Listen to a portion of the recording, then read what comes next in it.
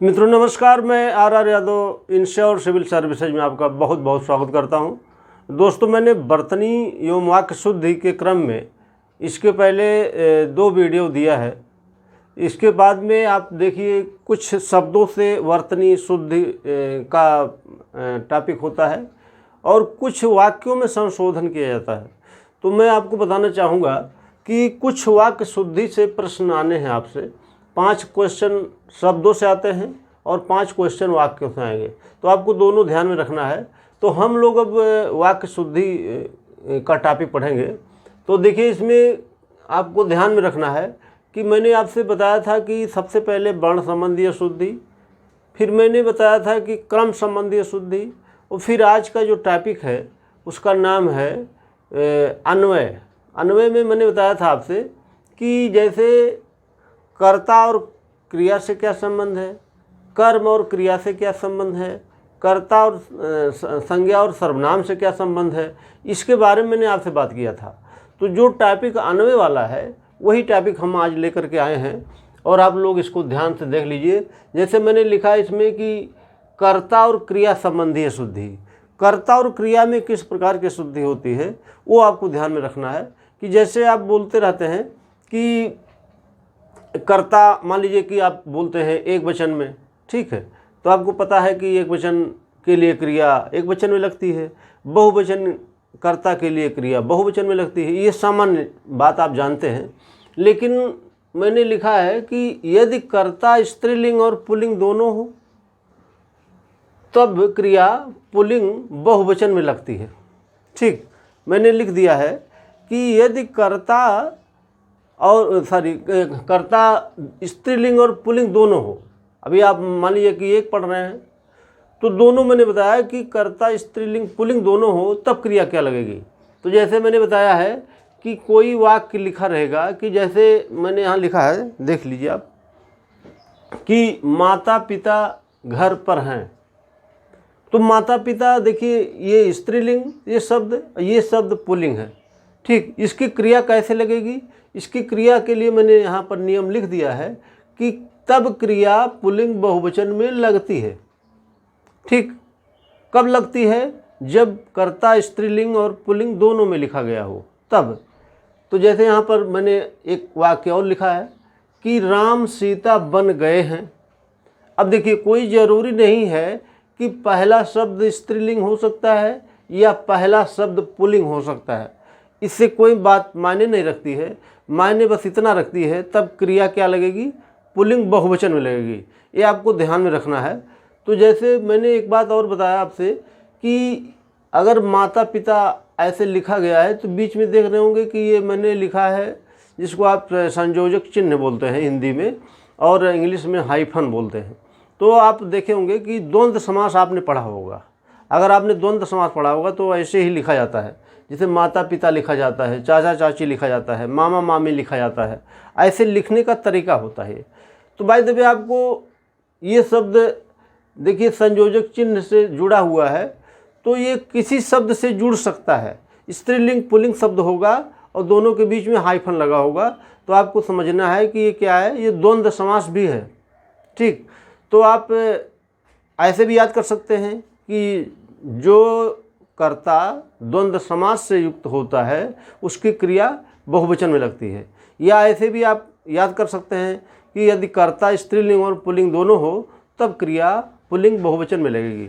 ठीक, अच्छा, दूसरी चीज़ आपको ध्यान में रखना क्या है, इसमें मैंने नोट करके लिख दिया है कि सम्मान सूचक कर्ता के साथ क्रिया बहुवचन में लगाई जाती है।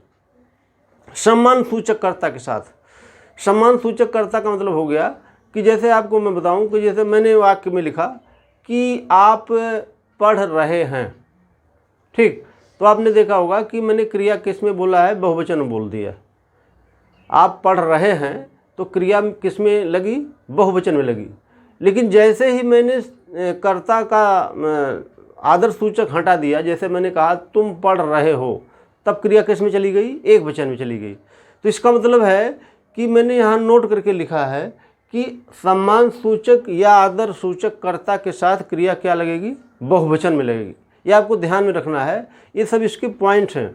जब आप एग्ज़ाम देने जाते हैं तो आपको बहुत सारी चीज़ें भूल जाती हैं, लेकिन आपने जो पढ़ रखा है वो कतई रिकॉल ही हो जाएगा वहाँ पर एग्ज़ाम देते समय। तो आपको ध्यान में रखना है कि जितना भी पॉइंट मैं बताते जाऊँगा इसमें बहुत सारा नियम मैं बताता रहूँगा आपको। तो आपको करना क्या होगा कि आप नोट कर लेंगे, नोट डाउन कर लिए, एक बढ़िया कॉपी बनाइए और उसमें आप पूरा नोट कर लीजिए कि कैसे कैसे नियम है। तो आप समझ गए होंगे पहला नियम कि सम्मान सूचक कर्ता के साथ क्रिया बहुवचन में लगाई जाती है।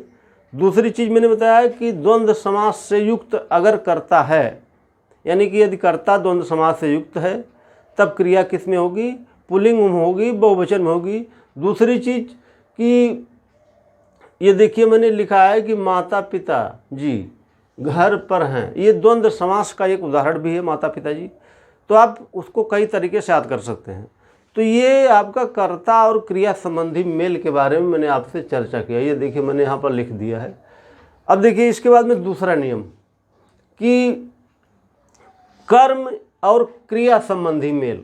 आपको पता होगा कि वाक्य में मैंने पहले ही बता दिया था कि कर्ता होता है, कर्ता के ठीक बाद में कर्म लिखा जाता है और कर्म के बाद में क्रिया लिखी जाती है। अगर इनमें किसी प्रकार की त्रुटि पैदा होती है तो उसको हम बोलते हैं कि कौन सी त्रुटि के अंतर्गत आएगा ये त्रुटि आएगी जैसे क्रम संबंधी शुद्धि मैंने बताया था आपसे, उस क्रम में। ठीक, अगर इस प्रकार की किसी प्रकार की त्रुटि है, मान लीजिए यहाँ पर स्त्रीलिंग लिख दिया गया होता, तब क्या होता, तब ये क्रम संबंधी त्रुटि में नहीं आता, तब ये कर्ता और क्रिया संबंधी त्रुटि में आता, यानी कि अन्वय संबंधी त्रुटि में आता।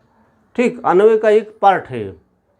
दूसरा नियम देखिए, कर्म और क्रिया संबंधी मेल। कर्म और क्रिया का मतलब होता है कि कर्म अगर एक वचन में है कि बहुवचन में है कि स्त्रीलिंग है कि पुल्लिंग है, तो उसके लिए भी नियम बनाए गए हैं। सामान्य हिंदी में कुछ व्याकरणिक नियम हैं। जैसे मैंने लिखा है कि यदि कर्म और क्रिया संबंधी मेल में यदि कर्ता ने विभक्ति से युक्त हो, आपने पढ़ा होगा कि विभक्तियां हाई स्कूल इंटर में, जो लोग जूनियर हाई स्कूल में भी मिल जाता है ये टॉपिक। कर्ता ने कर्म को करण से, संप्रदान के लिए, अपादान से, ठीक, संबंध का के कि अधिकरण में पर, संबोधन है अरे, ये आपने पढ़ा होगा। तो ये इसकी विभक्तियां होती हैं। तो आपको थोड़ा सा विभक्तियां ध्यान में रखना है। अगर आप नहीं ध्यान में आया, याद है, तो आप लिख लीजिए उसको। आप लिख करके एक जगह उसको याद कर लीजिए, क्योंकि यहाँ पर जब आप पढ़ेंगे अशुद्धियों को तब उसकी ज़रूरत पड़ेगी। और यही नहीं, अभी आपको और आगे भी ज़रूरत पड़ेगी। तो कुछ तो थोड़ा बहुत याद रखना पड़ेगा आपको। तो इसके लिए क्या करना है कि मैंने लिखा है कि यदि कर्ता ने विभक्ति से युक्त हो, यानी कि कर्ता की विभक्ति क्या होती है, ने होती है, और कर्म की क्या होती है, को होती है। ठीक है, करण की क्या होती है, से होती है, ने, से, द्वारा, ये आपने पढ़ा होगा। तो ऐसी विभक्तियां हैं, तो थोड़ा ध्यान रखिएगा। तो मैंने नियम बताया है आपको कि यदि कर्ता ने विभक्ति से युक्त हो तथा कर्म की को विभक्ति न लगी हो, ठीक, तब क्रिया कर्म के लिंग और वचन के अनुसार होगी। बात समझ पा रहे होंगे आप। जैसे मैंने उदाहरण दिया है, आप उदाहरण के माध्यम से समझने का प्रयास करिए। जैसे मैंने लिखा है, रमेश ने पुस्तक खरीदी। ठीक, तो आपने देखा होगा कि रमेश कर्ता है, इसका सिंबल क्या है, यानी कि विभक्ति क्या है, ने। मैंने पहले बताया आपसे कि कर्ता की विभक्ति क्या है, ने। कर्म की क्या है, को। करण की क्या है, ने, से, द्वारा। ठीक है, तो कर्ता की विभक्ति ने लगी है, लेकिन इसमें कर्म क्या है, पुस्तक है। पुस्तक में देख रहे होंगे आगे को विभक्ति नहीं लगी है, तब क्रिया क्या लगेगी। तो मैंने नियम बता दिया है कि यदि कर्ता ने विभक्ति से युक्त हो तथा कर्म की को विभक्ति न लगी हो, तब क्रिया कर्म के लिंग और वचन के अनुसार होगी। यानी कि यदि कर्म स्त्रीलिंग है तो क्रिया भी स्त्रीलिंग लगेगी। यदि कर्म एक वचन है तो क्रिया भी एक वचन लगेगी। यदि कर्म बहुवचन है तो क्रिया भी बहुवचन लगेगी। ठीक, ये आपको ध्यान में रखना है। कब, जब कर्ता ने विभक्ति से युक्त हो और कर्म की को विभक्ति न लगी हो। तो जैसे मैंने लिखा रमेश ने पुस्तक खरीदी, पुस्तक क्या है? स्त्रीलिंग है शब्द, ठीक। तो स्त्रीलिंग शब्द है और एक वचन है, ठीक। तो एक वचन है तो इसका मतलब है कि ये जो क्रिया लगाया मैंने ये एक वचन में लगाया। अगर मैं इसी शब्द को पुल्लिंग कर दूं तो क्रिया पुल्लिंग में लगेगी। यदि इसको मैं बहुवचन में कर दिया, अब देखिए मैंने बहुवचन में कर दिया इसको, रमेश ने पुस्तकें, तब क्रिया क्या लगेगी? खरीदी। तब ये शब्द क्या हो गया? अब बहुवचन हो गया। ऐसे देखिए मैंने लिखा है आपने कपड़े खरीदे। आपने मतलब कर्ता में ने विभक्ति लग गई और कपड़े बहुवचन लिखा मैंने, और कपड़े क्या है? कपड़े पुल्लिंग है, तो पुल्लिंग बहुवचन में क्रिया लगाया मैंने, ठीक।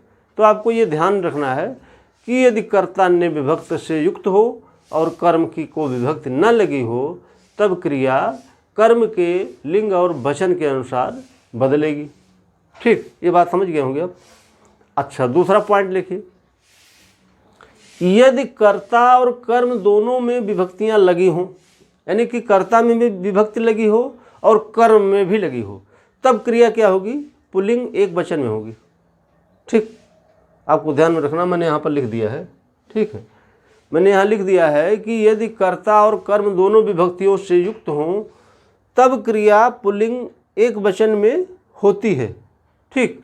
उदाहरण मैंने बताया है कि राम ने रावण को मारा। देखिए आप उदाहरण देख लीजिए, राम ने रावण को मारा।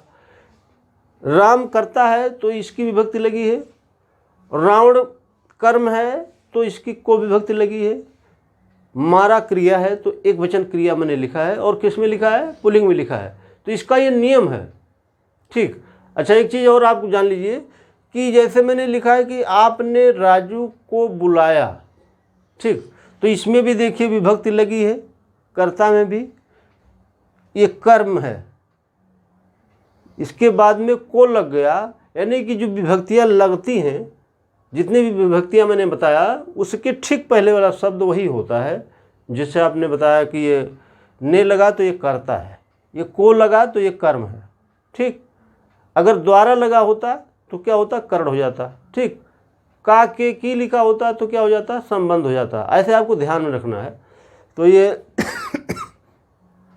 आपने राजू को बुलाया, तो देखिए राजू क्या है? राजू को लिखा गया है, तो यानी ये कर्म है, तो कर्म के अनुसार क्रिया लगना है। समझ गए आप? एक वचन लिखा गया है तो एक वचन लिखा मैंने, और ये पुल्लिंग है, तो आपको ऐसे ध्यान में रखना है कि यदि कर्ता और कर्म दोनों की विभक्तियां लगी हों तब क्रिया पुल्लिंग एक वचन में लिखी जाएगी, ठीक। तो इसके बहुत सारे नियम हैं। मैं अभी आपको स्टार्ट किया हूँ नियम बताना, तो नियम में बहुत सारे बताऊँगा आपको। आपको क्या करना है कि थोड़ा थोड़ा नियम जैसे भी मैं बताता रहूं ऐसे आप नोट डाउन करते रहें, और नहीं नोट डाउन कर पाते तो वीडियो को आप बराबर देखते रहें, तो आपका काम इससे चल जाएगा। अभी बहुत टाइम आपके पास है, मैं वीडियो अभी देखिए बहुत कम बना रहा हूं, यानी कि 2-3 दिन रुक करके भी बनाता हूं कभी कभी।